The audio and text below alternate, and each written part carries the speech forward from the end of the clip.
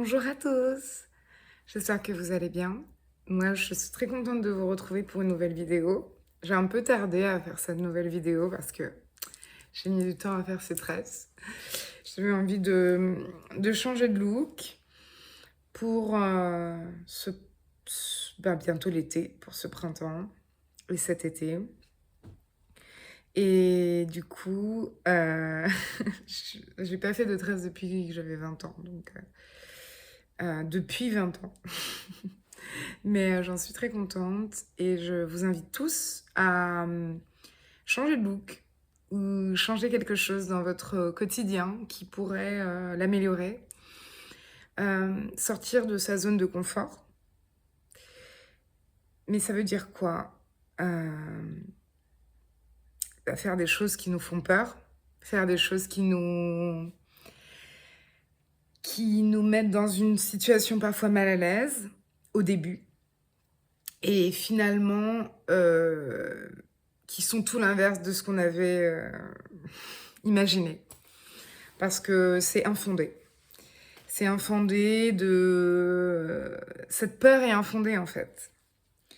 Et aujourd'hui, j'avais vraiment envie de vous parler de cette manière de, justement, de croire en quelque chose qui est invisible, sans qu'on ait pour autant de preuves.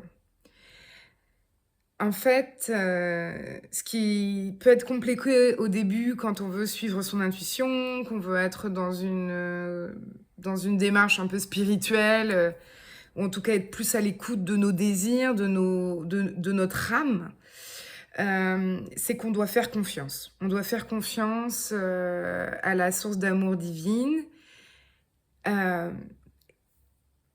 qui est en nous et qui aussi va nous guider.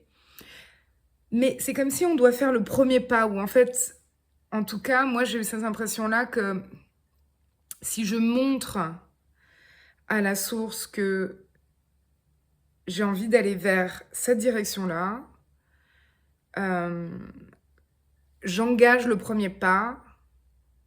Et à chaque fois, j'ai cette image assez drôle, enfin, qui est pas du tout drôle d'ailleurs, qui est étrange parce que j'ai souvent cette image d'être dans le brouillard, donc de rien voir, un brouillard très opaque. On voit rien et j'ai l'impression d'avancer sur un fil. Je vois même pas le fil, mais je dois. Et là, j'utilise vraiment je dois imaginer ce fil. Sinon, je tombe. Et tant que j'imagine ce fil, même si je ne le vois pas, tant que j'imagine ce fil, il existe. Et s'il existe, je le suis. Et si je suis sur ce fil, même si je ne vois rien, j'avance. Et finalement, quand je mets le premier pas, c'est comme si le fil, qui c'est même plus un fil, au début c'était un fil parce qu'il y avait vraiment cette tension, cette peur d'aller dans un endroit qu'on ne connaît pas, de faire quelque chose qu'on ne connaît pas. Et tout d'un coup, ce fil devient un petit chemin de terre. Et ensuite, ça devient une prairie. Et ensuite, ça devient une plage. Enfin, et puis ça s'agrandit, ça s'agrandit. Cette capacité à construire son fil, à construire son chemin, malgré le fait de ne pas voir, c'est la foi. C'est la foi en soi. C'est le fait d'être capable de sortir de ces zones de confort et d'aller essayer et de tester des choses différentes que nous n'avons pas l'habitude de faire, qui nous mettent parfois dans un inconfort. Écouter son cœur plutôt que sa tête pour agir déjà. Et ensuite, en fait, on comprend que nos barrières ou les barrières que l'on construit, on les a aussi construites toutes pièces. C'est-à-dire que si on sait construire un fil, si on sait construire un chemin ou une prairie ou une plage où on va pouvoir évoluer, on sait aussi qu'on peut construire un mur. On sait qu'on va pouvoir construire une prairie avec une barrière. On sait qu'on va pouvoir aussi construire des choses qui nous bloquent. Donc c'est dans le même élan à nous d'enlever ces barrières, d'enlever ces murs, de casser ces murs, de débloquer ces accès, trouver les clés pour pouvoir ouvrir les portes. Et ça se fait de plein de manières. En fait, on a toutes les clés en nous. Chacun est différent, chacun a un chemin différent aussi de soins. Et quand je dis de soins, c'est surtout de soigner ces barrières, ces blessures qui nous bloquent pour avancer avec confiance, en fait. Et c'est vrai qu'il y a plusieurs procédés, hein, il y a plusieurs manières. L'amour de soi est déjà la première chose pour pouvoir engager en tout cas la volonté de s'aimer plus. Parce que on va apprendre, je crois, à s'aimer sur le chemin et c'est le processus. C'est sur ce chemin-là aussi qu'on apprend à s'aimer et profondément et à accepter aussi nos défaites, accepter nos échecs, accepter nos miroirs, parce que parfois les autres nous renvoient des miroirs. Et c'est dur parfois d'accepter qu'on ait cette facette-là, où on veut toujours, enfin sûrement être la meilleure version de nous-mêmes, mais parfois on est rattrapé par des miroirs, des gens qui nous font miroir et qui sont des facettes de nous qu'on n'a pas forcément envie d'accepter, qu'on n'a pas forcément envie de voir, qu'on n'a pas envie d'aimer en fait. Et c'est là où les barrières sont les plus dures. C'est d'aimer, d'accepter et d'être le plus caring, d'être vraiment dans le soin avec justement ces zones qui nous font peur, qui sont vilaines, qui sont pas très belles de nous.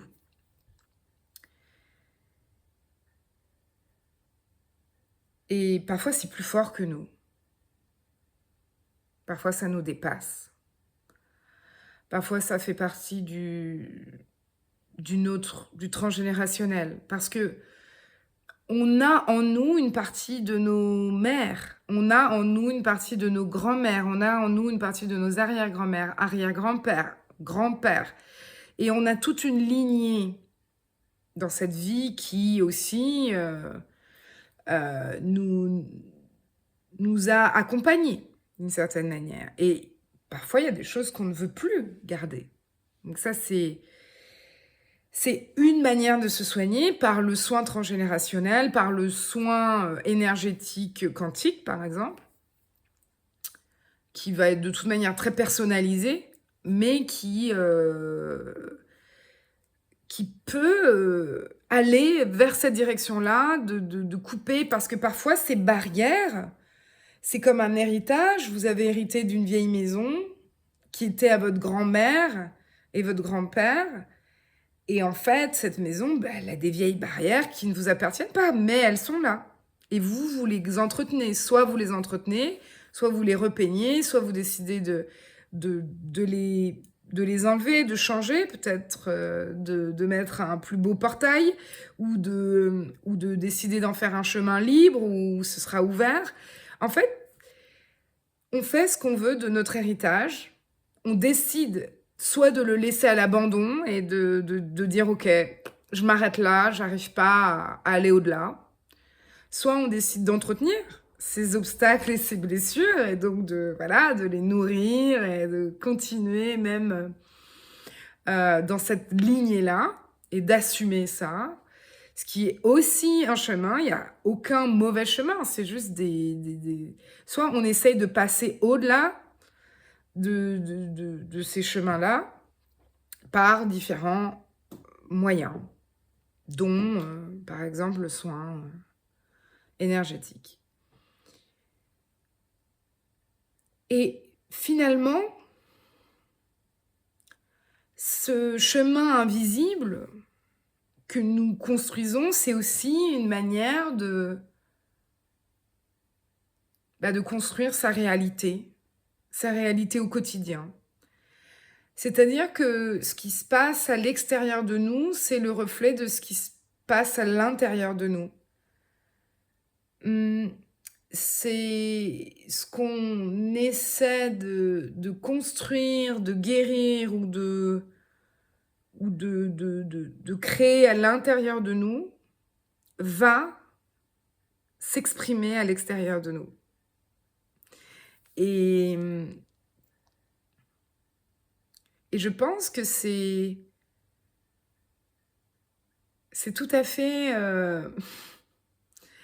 c'est tout à fait un chemin merveilleux. En tout cas, moi, en fait, si je fais ces vidéos, c'est parce que moi, j'ai décidé de faire ce chemin, de décider de créer ce chemin invisible au début. Et maintenant, il est visible, maintenant, il est palpable, maintenant, il existe. Mais c'est une manière de vous inviter aussi à persévérer dans ce chemin, même si parfois ça a l'air dur, c'est dur, parfois c'est prenant, parfois c'est émotionnellement drainant en fait, c'est épuisant. Mais je trouve que ce qui est quand même très, très remarquable, c'est qu'il n'y a pas d'ingratitude quand on est vraiment dans une volonté profonde. C'est que les choses viennent à nous assez vite et que les choses peuvent changer très vite. Très, très, très vite.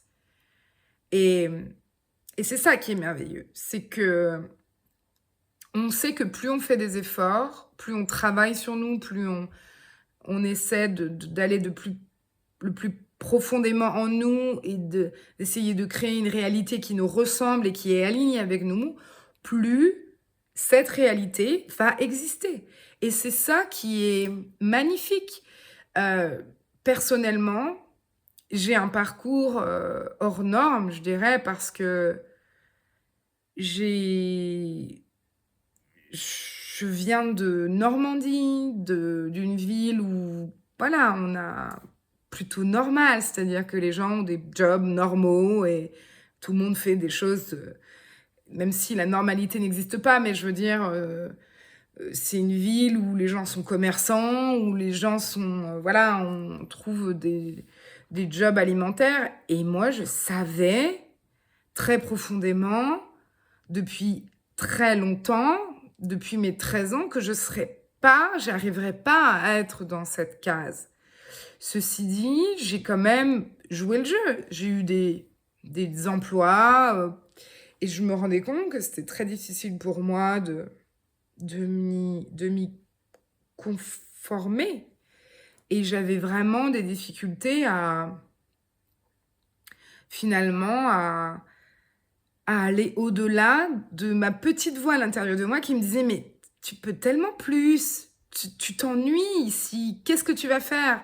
OK, t'as compris ça et maintenant, et OK, t'auras un salaire à la fin du mois, mais et après?»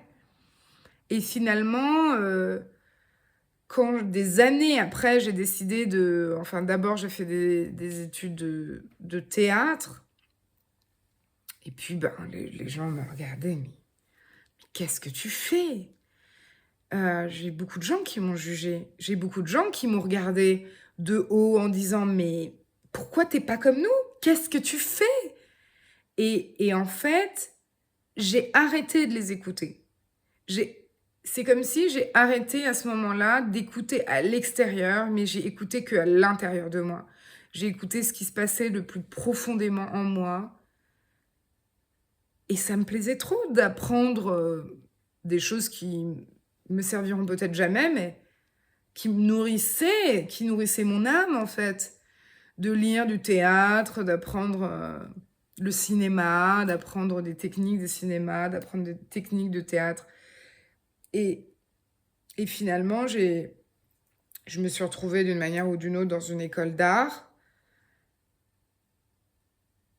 Et c'est vrai que c'était pas mon chemin.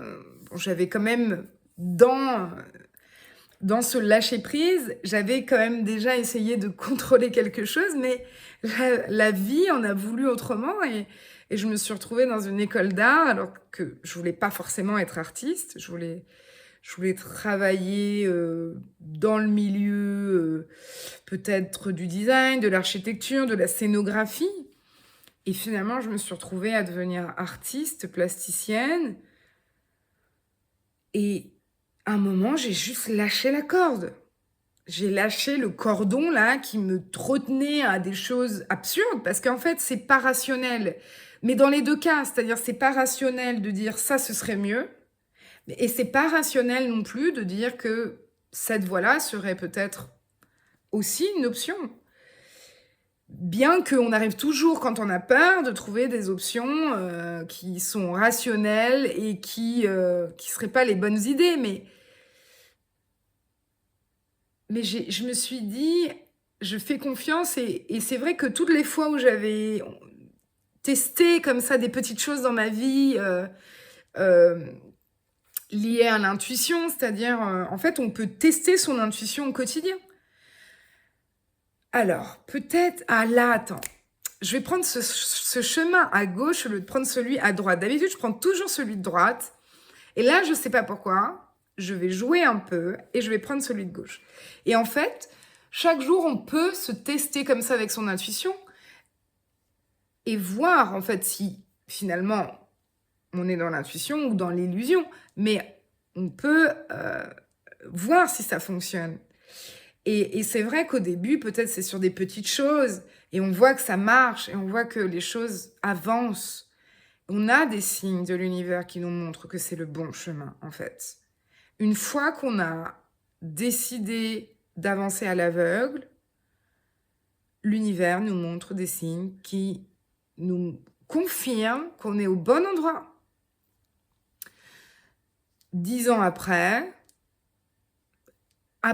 de nombreux jugements, de nombreuses personnes qui m'ont critiqué, de nombreuses personnes qui m'ont regardé de haut en me disant mais qu'est-ce qu'elle fait, mais qui se sentaient mal à l'aise à mon contact quand je disais je suis dans une école d'art mais qu'est-ce que tu vas faire avec ce diplôme? Ça, je vous parle de il y a longtemps, mais quand même, ça m'a marqué. Eh bien, ces gens-là, qui m'ont revu des années plus tard en voyage en Chine, en voyage au Liban, en voyage en Grèce, en voyage aux États-Unis, en voyage en Pologne, n'importe où dans le monde. Là, tout d'un coup, tout le monde est là. Ah, waouh! Ah, d'accord. Ok.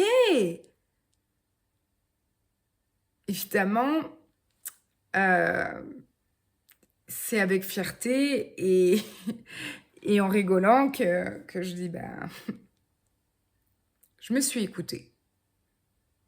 Je me suis écoutée profondément. J'ai écouté mon âme profondément. Qu'est-ce que je veux sur cette terre? Si on me donne une chance sur terre, qu'est-ce que je veux faire? Quelle trace je veux laisser sur mon passage? Quel message je veux donner aux autres? Quelle énergie j'ai envie de transmettre et partager aux autres? C'était ça ma question et c'est toujours la question qui est actuelle. Chaque jour de ma vie, je me demande qu'est-ce que je laisse? Il y a des jours, oui, parfois je laisse un peu plus peut-être un peu de tristesse, mais peut-être un peu de nostalgie, mais je la laisse derrière moi et la vie et le vivant et le mouvement me ramènent toujours.